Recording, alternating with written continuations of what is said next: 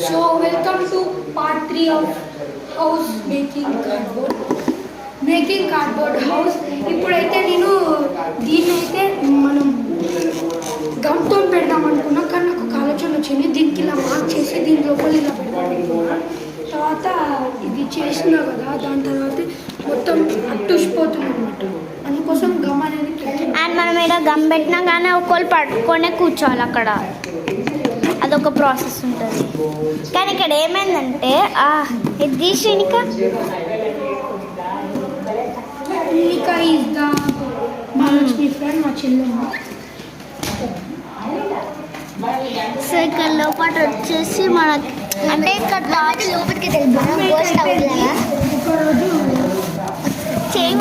ఎట్లా ఉంది ghost house కాదు, ఇక్కడ ఓపెన్ అయిపోతే హౌస్ అనమాట. నాకు తెలియక ఇక్కడ ఓపెన్ చేసేసి అప్పటికే అడుగుతుండా.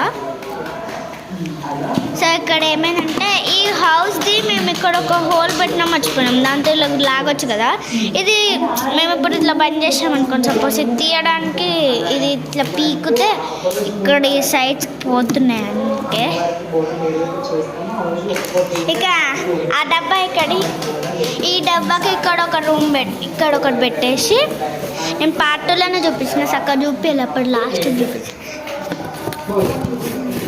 దీనిలో మళ్ళీ ఇక్కడ వచ్చి ఓపెన్ అయితే వస్తుంది. ఇలా ఓపెన్ అయితే వస్తుంది. మహాలక్ష్మి చూస్తుంది బయటగా తెలుస్తుంది. ఇలా చూడండి, మా అమ్మ అంత గమ్ లేక బాగా గమ్ కోసం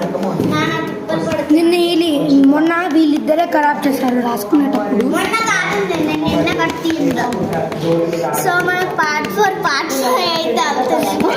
ప్రాసెస్ ఇస్ సో స్లో.